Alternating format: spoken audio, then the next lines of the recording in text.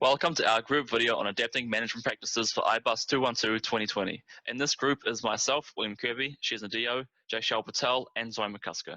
The three countries that we will be talking about in this video are Japan, South Africa, and New Zealand.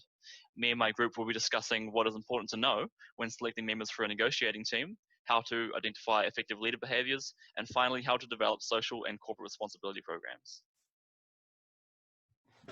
A vital part of managing international firms is the negotiation aspect, and to prepare for this is the selection of members for the negotiation team. This is related to planning and on a corporate and strategic business unit level. So when selecting these members, we've got to understand the persuasion tactics and identifying what concessions and agreements will work, as well as the underlying role of culture and how this will impact the negotiation variables. As a New Zealand firm, it will differ in values to the two host countries of Japan and South Africa, as New Zealanders will tend to be more relaxed, will not respond well to high pressure situations, and aim for fairness. In Japan, there's huge loyalty aspect to business. They're not argumentative and tend to be quieter. Decision making is mostly linear, so we'd recommend an older, more senior member of staff who's been there longer, as they'll best represent the lower ranking members. We would also recommend them having a pre-existing relationship in the host country, so potentially a member of that host country, and the same for South Africa, as these members already understand culture and language in these countries and will have a better relationship with the other members. South Africa also have a clear hierarchy in their business context, so also would suit a more senior member to make the final decisions, and this will be more effective.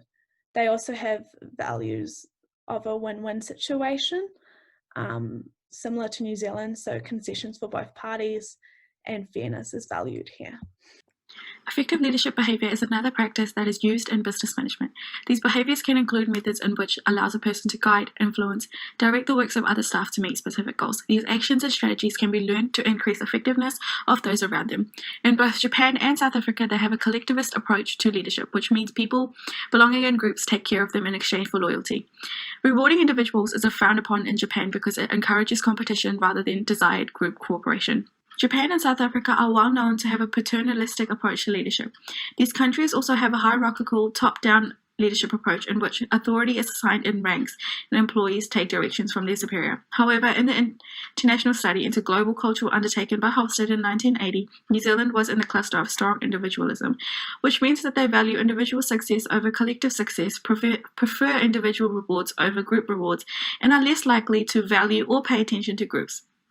As all three of these countries have their own unique way of effective leadership, it is recommended that the New Zealand firm adapt more of a collective approach to leadership in order to achieve specific goals.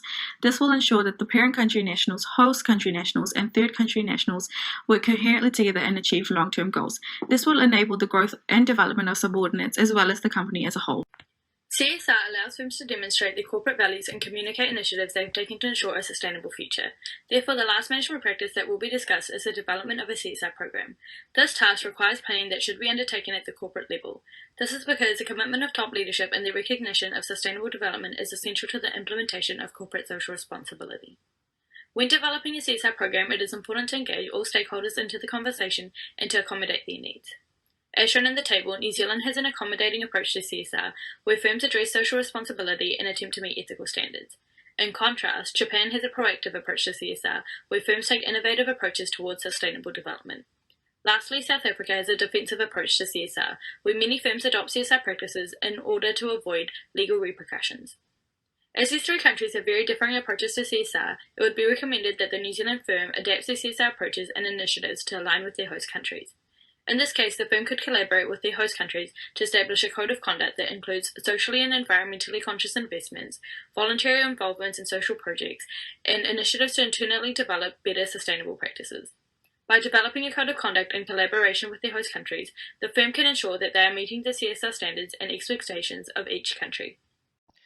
To conclude our recommendations, it is important to remember when selecting members for negotiating teams to respect hierarchical rankings in both Japan and South Africa, otherwise you will come across as very rude and disrespectful. In terms of identifying effective leader behaviors, because both Japan and South Africa have very collectivist approaches, it is important to reciprocate these behaviors if you wish to create the strongest bond possible with international stakeholders. Finally, when developing a CSR program, it is very important to follow the cultural and societal norms that are already existent in that country if you wish to gain their trust. Failing to do so would be very detrimental to the firm's relationship with the home country's stakeholders.